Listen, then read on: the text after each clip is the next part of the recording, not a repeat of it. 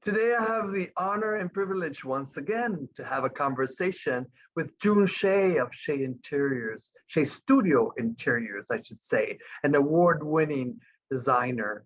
And I'm Adrian Small with TTR Sotheby's International Realty.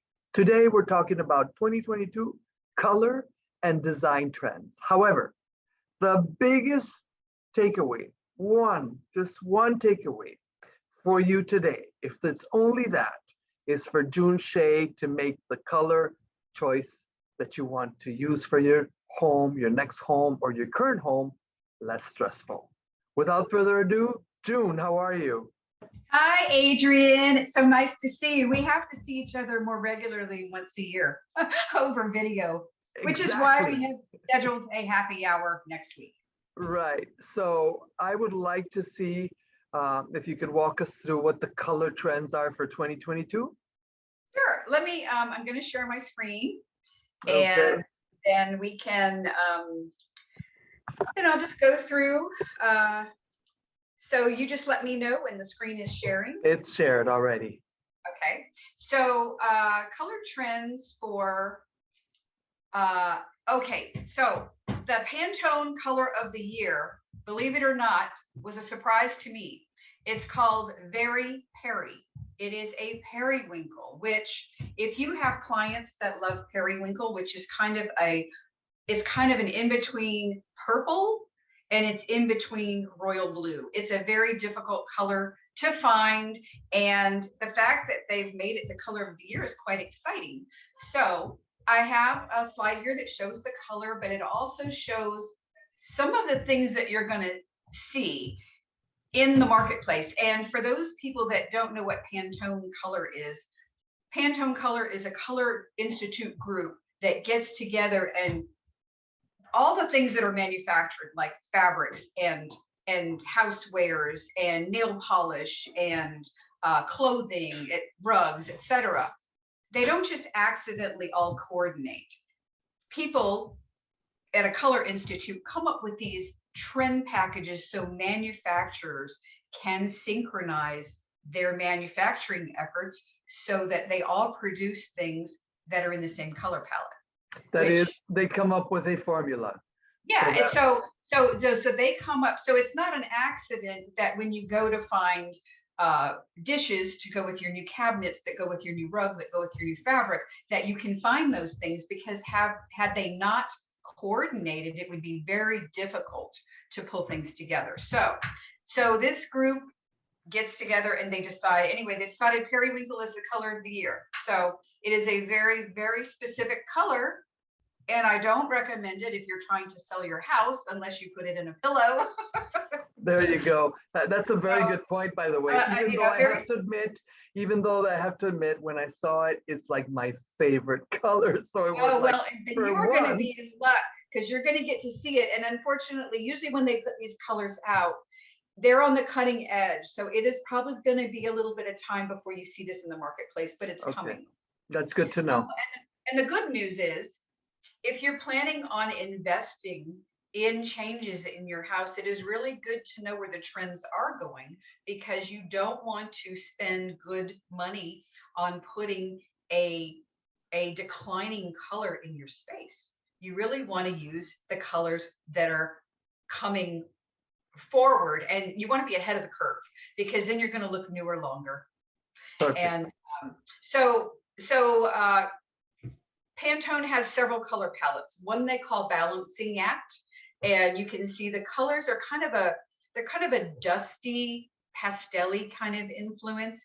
And you can see an interior that is put together using that particular color palette. So basically what they're giving you are, with their Balancing Act and other options that we're about to see, they're basically giving you ideas of what goes with what. Am I right?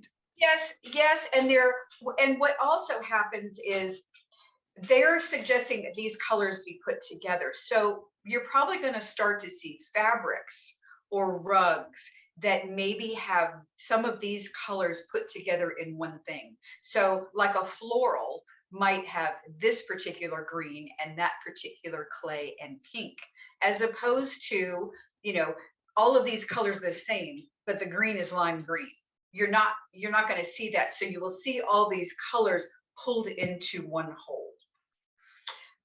And I know you understand that, because you used to be in interior design back in the day before you were a very successful real estate agent.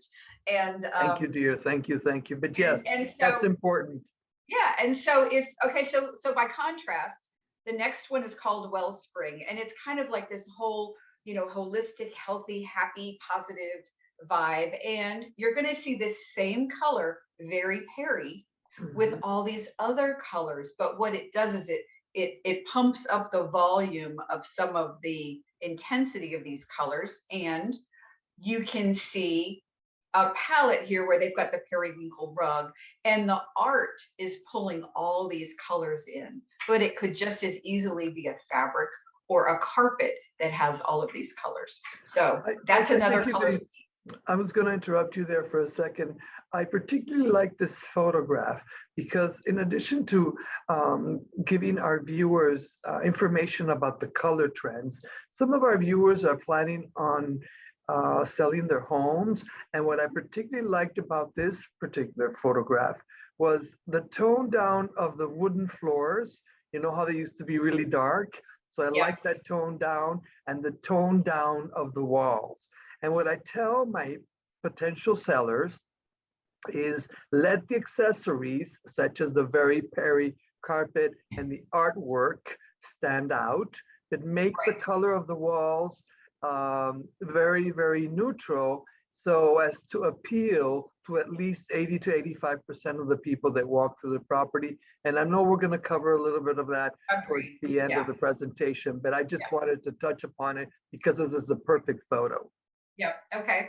Well, that was one color scheme. The next one this is called the Star of the Show. And this basically is a story of neutrals with that one really vibrant color. So, like this white sand is a really gorgeous neutral. The Cloud Dancer, it's a really gorgeous neutral to create very, very clean walls. All of these colors are just shades of beige or gray beige. And then the color is in the flowers and the pillows. It's very, very simple. It's very, very real estate friendly, because you can put, people don't have to get hung up on, oh, those aren't my colors, because anybody could look into this room and see themselves, because it's very right. And in addition to that, it reminds me of a previous conversation that we had. Whereas in order not to get bored, or in order to be able to bring in color trends every year, don't slap it on the walls, accessorize with it. So I see the very Perry in the pillows, whereas if there were a completely different trend next year, you can change those for whatever else is coming, and they will fit in right in because they're sitting on a neutral palette. Exactly. Yeah. So you can, I always, especially if my clients are selling and they want me to help them prepare, I always recommend keep things as neutral as possible, as universally acceptable as possible, and put the fun in the vases and the pillows and the throws and the things that can easily be pulled out of the space and change quickly and also inexpensively. It's very easy to buy a new pillow. It's a lot harder to buy a whole new sofa. Right, but what I'm also trying to convey is it is also applicable to those individuals that are looking into what are the color trends today and how to incorporate them, even though I'm not going anywhere for the next 20 years. And so it brought to my mind what you have mentioned to me before, which is just put it on the pillows, put it on the vases, put it on the tchotchkes, put it in the art, and then come the time 2 or 3 years down the line, if you get bored, then you can pick up something new, a new trend, and you'll feel refreshed. Right. You give yourself some insurance against changing your mind. There you go. And that is our prerogative, isn't it? Yes. I love this one. So this is really kind of, well, you know me, and you can also see the art behind me. So you can see that this one speaks to me a little bit, but I mean, I tend to be known for color. But what is really nice about this is very, very neutral walls, very, very neutral furniture, very, very clean lines. The coolness is in this ceiling treatment. Mhm. And it's got all of these really fun colors in it. Now they've done something really, really deluxe and very sexy and used a high gloss cobalt, or that very Perry color, on their cabinetry.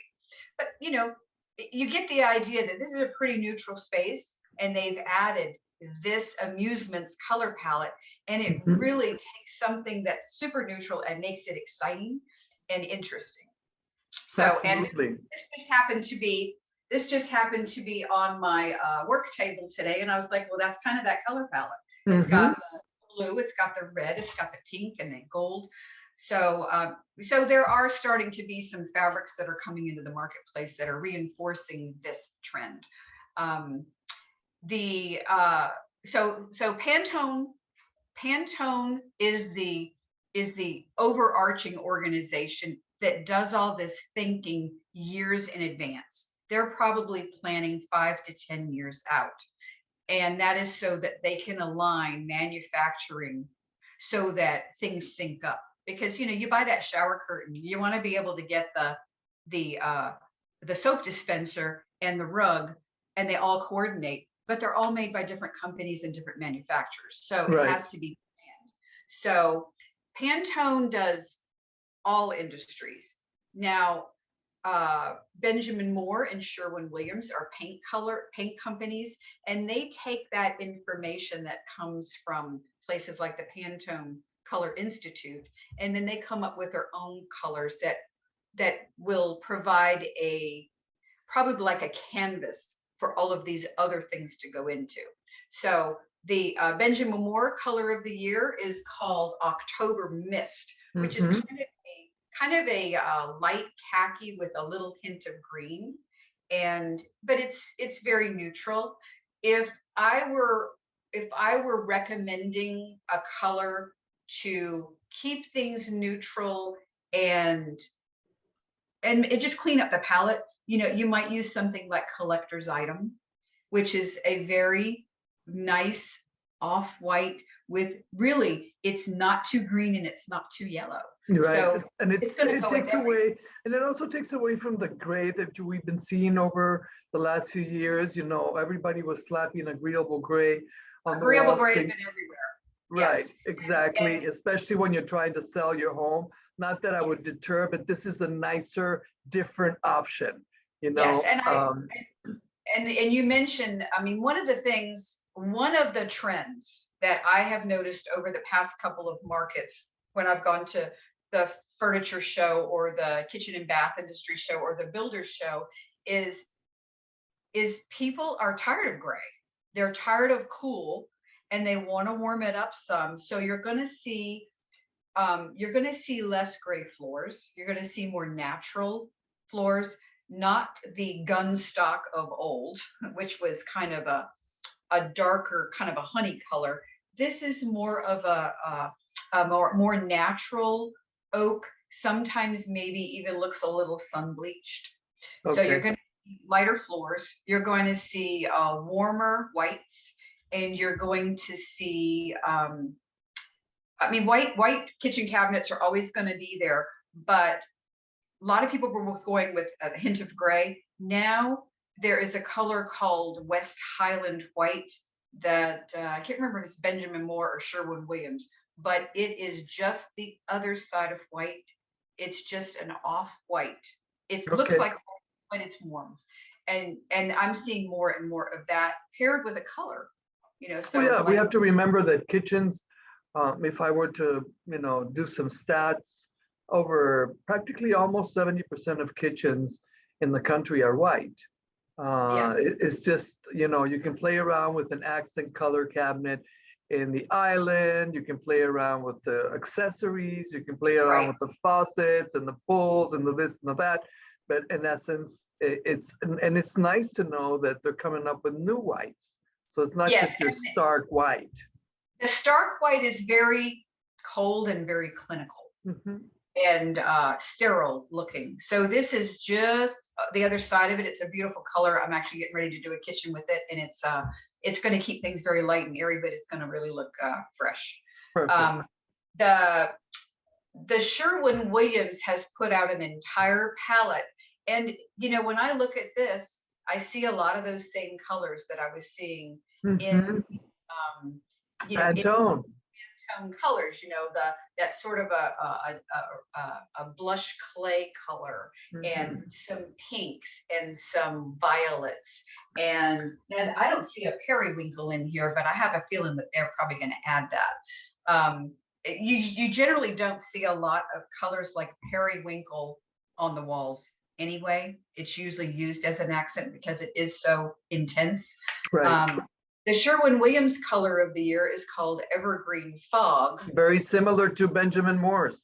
It's Benjamin Moore's is a little bit Grayer, I think. lighter, but Mm-hmm. this color to me, you probably will agree, Adrian, but I wouldn't put this color in a house if I was trying to sell it. It's too dark. It's too dark. I would be right up here with shoji white. You know, Right.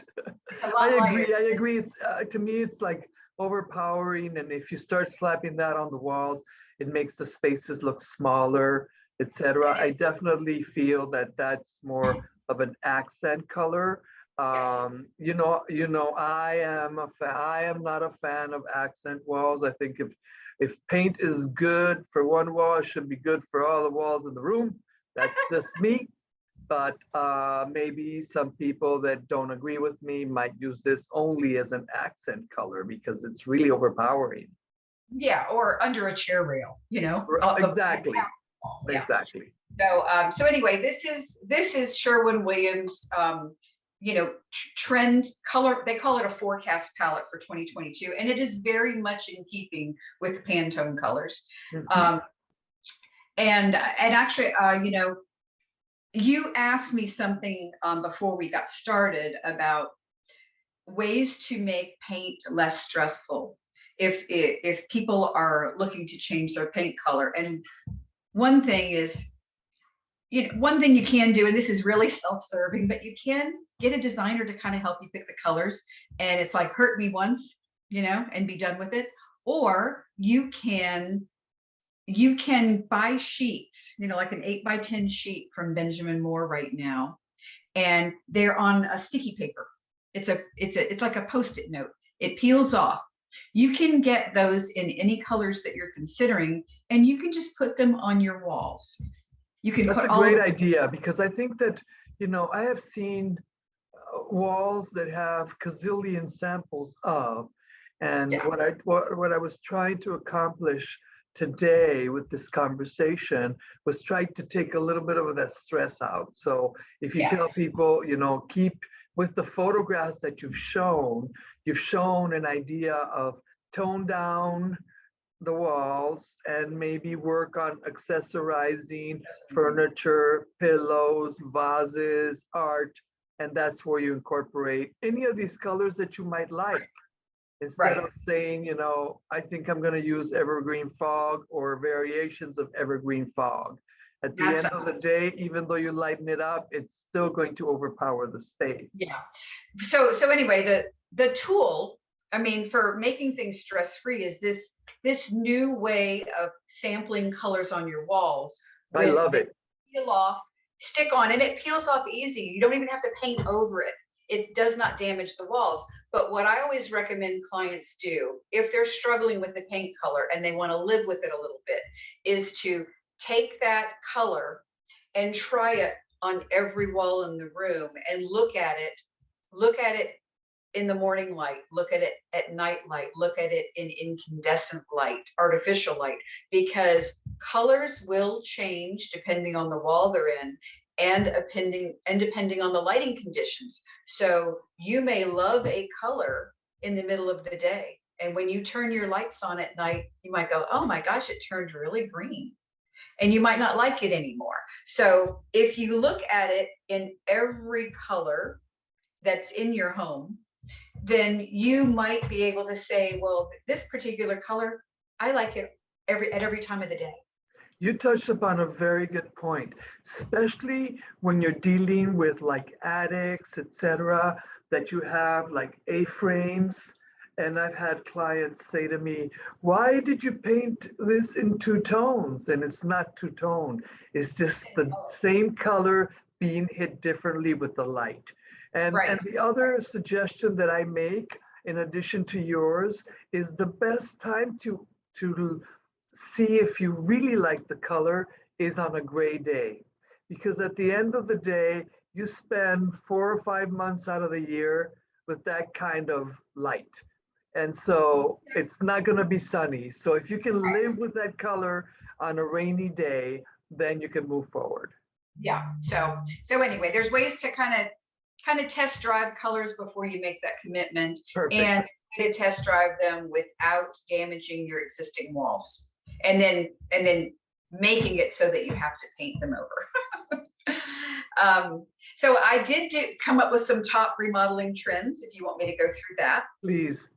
Okay, so I boiled down some of the trends that have been happening, and I mean, I see them in my practice all day long, but one of the biggest ones, and this has been going on for a while, is taking out those monstrous drop-in soaking tubs where they created a platform that's 2 feet bigger on all sides to drop this tub into, or those garden tubs that were set into the corner.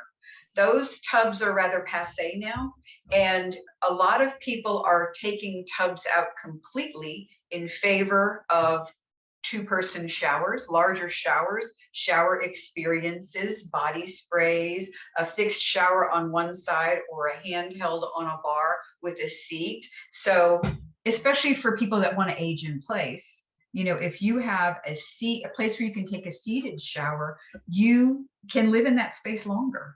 And you know, I'm going to chime in here. I think your point is very, very good. The double showers, the larger showers, the seat, the handheld, you know, I broke my leg once and I was thankful that I had one. Not that I was planning, and it was not like I was an old bag or anything. I was young and it was very helpful. But the other trend that I particularly like, as a realtor, we have found out that as long as you have a tub in a bathroom in your home, the master doesn't need a tub. Because what we have found is there has been enough time of standalone tubs to people to find out that they throw their bathroom on it instead of using it, because sometimes it's hard to get in and out. So they would favor a very large shower with different sprays, et cetera, over a tub. So I was so glad you mentioned that. Yeah, and I agree with you. As long as there is a tub somewhere in the home, then you're going to be able to sell that home to a family with young children. Or dogs. Or a dog. Well, that's a whole nother thing, because you know what, believe it or not, there are mudrooms now that have little pet showers. Exactly. I love them. Which are really kind of cute, but I mean, that is kind of a trend, but it's not a major trend. The other trend is some people do like the look, and for people that like to take a shower, most of my clients have just bought this home and they're fixing it up for themselves. So they're more inclined to go with a freestanding tub if they're a tub bath type person. Sure. Majority of people are taking them out completely, but those that where a tub is a requirement, they're going more to the freestanding tub. And I like it, and I even like it as a look. Yeah, I mean, it's beautiful. If you have the space, why not?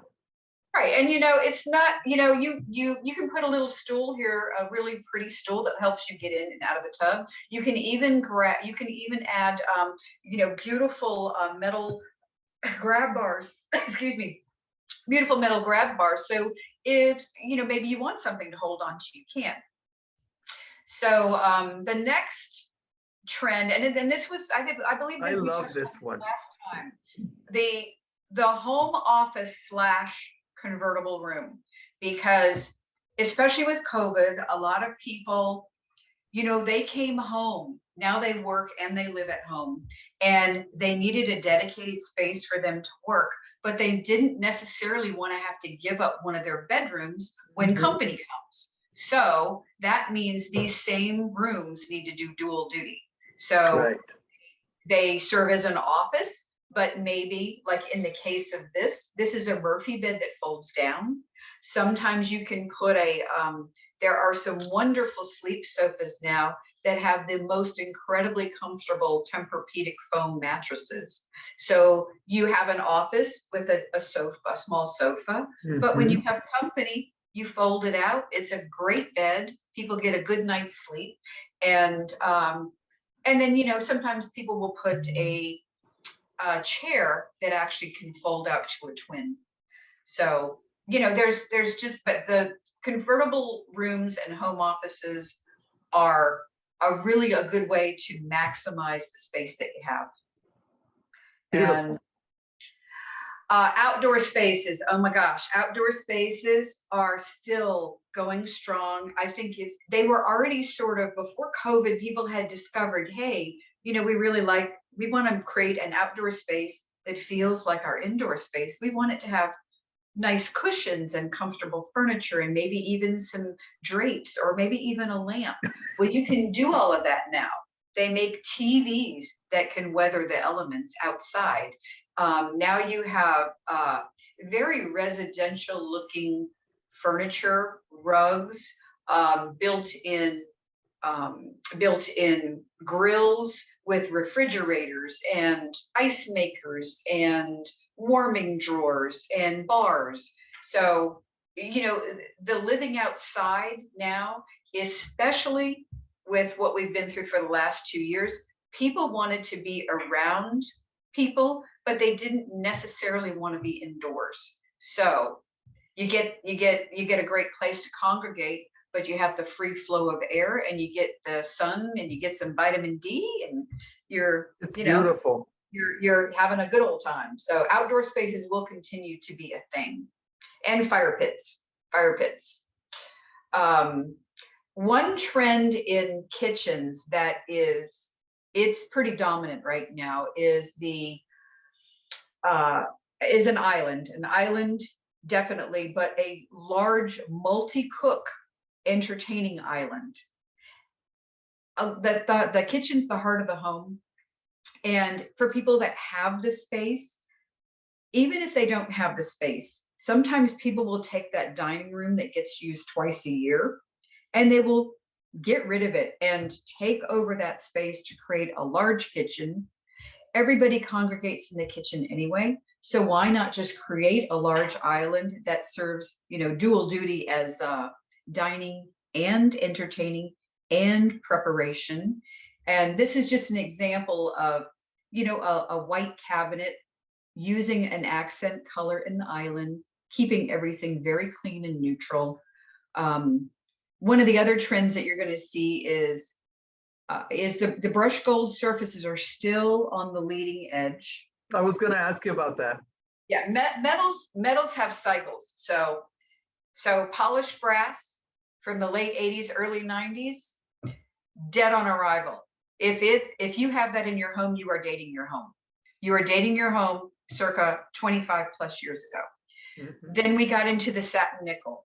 So you're still going to see satin nickel at Home Depot, but satin nickel I am not using it in interiors because I'm trying to put my clients on the leading edge of the design curve, and the satin nickel is halfway down. Bronze is probably about middle. I Mhm. mean, it's still good, but the brushed brass, the satin gold finishes are still on the upswing. So this kitchen here is very current, because it's using the brush gold on the hardware and on the light fixtures. Now they could have taken it one step further and put a satin brass faucet in here. But you know what? That's one thing I was going to comment on. What I like about this particular look is that it goes well with your stainless steel range that you have there, the faucet, and if you don't have covered refrigerator panels or covered dishwasher panels, and you went with stainless steel, it would still look good. It does, and I've used stainless steel as a neutral. Mm-hmm. It's kind of like the hardwood floors in the house. You know, the floors are the floors. They're a neutral. You work with it. You treat it like, and you treat it like a neutral. Stainless steel is the same way. Um, but you notice this is a stainless steel wine fridge, Mm-hmm. and it has a stainless. It has a cabinet door, and it has a stainless panel on the bottom. But they've added that brushed gold hardware, so Mm-hmm. you can sync up the finishes. But anyway, the big islands are a thing. They're a thing, and I would imagine. I think that every kitchen I have worked on, we have worked hard to create an island for them, and most of the time they have an overhang where they can have dining. Perfect. And then I also like in this photograph in particular, the choice color for the floors, which I That's also that see a trend lighter. in that. Yeah, that is the lighter, not the it's not that gray, it's not that washed gray look we've been seeing, or a very dark floor, which those dark floors, I never really cared for them much because they're incredibly labor intensive. Your dog comes in the house and you have to wash that floor down, and you take your dog out 3 times a day, your floor constantly looks dirty. Right, Um, these this color floor is very forgiving. It's a little bit lighter than we saw maybe 15, 20 years ago. right. So and it goes with everything, you know. Um, specialty storage. Specialty storage is something that everyone appreciates.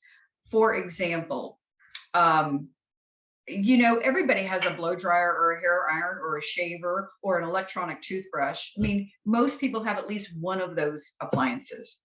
Well, where do they plug it in? Usually they've got this spaghetti on their countertop that where their cords are. Those are situations that don't have to exist anymore because now they have specialty storage where you can actually plug your blow dryer or your curling iron or your shaver. You store them in here, and when you close that drawer, you don't have any of that clutter on your countertop, and you I can love actually, that. yeah, it's great. And then like for I do the wall cabinets that sit on top of the counter where you can put your toothbrush or your shaver, and we Mhm. can put plugs inside of your cabinet, so you just don't have to have any of that stuff exposed. I feel like the cleaner you keep things, the less stress, the more zen you get. Mhm. And so I think that it contributes to a feeling of calm for people when they don't have to deal with a lot of visual clutter. Um, One of the other places you're seeing it's in the kitchen. Like this is a great thing for people who cook. It's a place to put your colanders and a knife block and your utensils, and it's probably right there next to your cooktop or your oven where you would use it. Yeah, Um, what I liked about this is we used to tend to think that organizers were only in the corner cabinets. I right. love this. You put that next to your sink or whatever. It's got your knives, it's got your salad shakers or whatever. It's definitely, and it's accessible. It's not There's like you so have to crawl anywhere. No, and there are so many specialty cabinets. So what the benefit of that is if you have even if you just have a very basic L-shaped kitchen, if you redo your kitchen and you put some of this special functionality in it, you're maximizing what you can put in it. It's more organized, it's more accessible, it's easier to use, and it's easier to find. The days of the door or the door and the drawer and the half shelf are gone. Thank Right. God. Exactly. Yeah, thank God. Because now, kitchens, everything has a place and everything is organized. It's easy to work. Another place where there's still a lot of stuff happening are garages.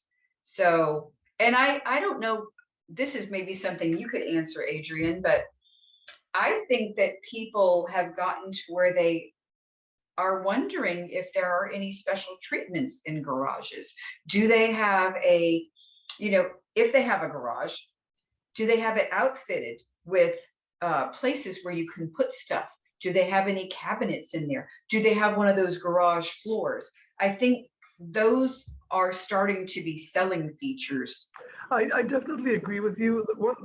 The number one trend on your list is that plastification of the garage floor, which makes for Oh, yeah. cleanliness. You wash Yeah. it down with the hose. You don't have to worry about it. You don't have to use the broom or whatever. It's very, very easy to clean and very durable. And there's a combination of colors. So, Yeah. you know, it suits everybody's preferences. And What I don't see, and I think not enough, I think, is a lot of this photo. I loved it. I've never seen a garage this organized, so tidy. but sometimes, you know, sometimes we have to talk to some of the developers about trends because some of the garages that you see nowadays, you know, you barely can get out of your car. It's like Right. two cars in the I garage, resemble or that more.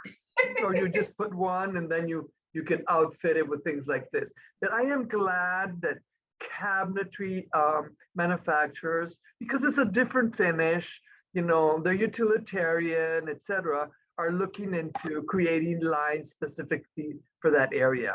Yeah. So I am So sort of enthused about it. in terms of your clientele, when they're trying to get their home ready for sale, I know one of the things you probably always tell your clients is declutter. So, you know, clean out that garage, get grandma's stuff out of there, donate it. But, you know, part of that is if you are selling your house and you have cleaned everything out of your garage and you paint all your walls off white and you put a finish on the bare concrete, then when they open the garage door, they're going to go, wow. Yes, what I tell my clients, there's several things that you can do to a home. You just mentioned a perfect one. If you look at finishes like that, if you look at, I always talk curb appeal, color, you know, I tell my clients, as long as there are two large surfaces in a home, that's why I like to have you on to talk about color trends. It's the walls and the floors. As long as the walls and the floors are in good condition, that means the place is move-in ready. You can tackle any of the modifications that we've seen here today, 6 months, a year down the line. They don't have to happen now. But at least you prep all those surfaces. The garage floor to me makes it for clean. It's like, these people took care of their home. Key little aspects like that. Yes, I think if you go into a garage and the walls are painted, or there's drywall and the walls are painted and the floor is treated either with a garage floor, like one of the spackle finishes, or with a concrete stain, then it does make it, oh wow, this home was well kept. Exactly. This house up. And so the perception is that, wow, they probably kept everything up. So I mean, I think it first, you know, makes them think, wow, they really took care of this place. Yeah, it's a great point. And so what I wanted to do, last but not least, is can we revisit to make the choice less stressful for those clients that for sellers that want to put their house on the market? Can you basically recall what would be your color choices if you went Sherwin-Williams or if you went Benjamin Moore?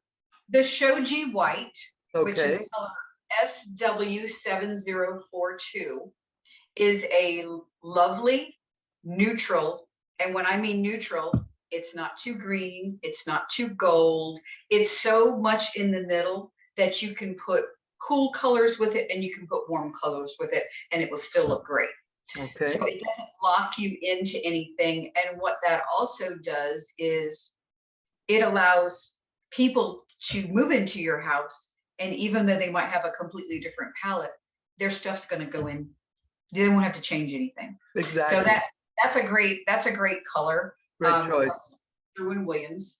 And with well, you already talked about Benjamin Moore's, Benjamin Moore was a collector's item. Yeah. And then I you know, you can always use just a decorator's white. I will tell you, you know, you're a designer when you have a favorite trim color. Oh I know that. And don't confuse our viewers. I know. And my favorite trim color, they don't even I mean, have to mix it for me, but it used to be called Natural Echo. And Mhm. it was just one shade off of white. So it wasn't a clinical white. It was just a little teeny weeny bit warmer, enough that it didn't look sterile, but enough that it was still bright enough that you could see the difference between a light color wall and your trim. Right. I agree. I agree. Some people prefer to paint it all, and I say, if you put trim in, if you put molding in, if you put chair rail in, let it have a little character of its own. Right, right. So those are colors I think would be good. And let's see. I don't recommend that you use Very Perry on your walls. Maybe on your Right. pillows. And let's see, what else can I tell you about This is trends? wonderful. This has been wonderful, June. I so appreciate it. Talk about color trends and also design trends. There have been some changes, and some things have stayed the same. The lighter cabinets in the kitchen with an accent cabinet. The new trend, and I think it's been going on for a couple of years now, maybe also induced by COVID, is making the kitchen, as you mentioned before, double duty. You prep your food and you eat around Dine, the island.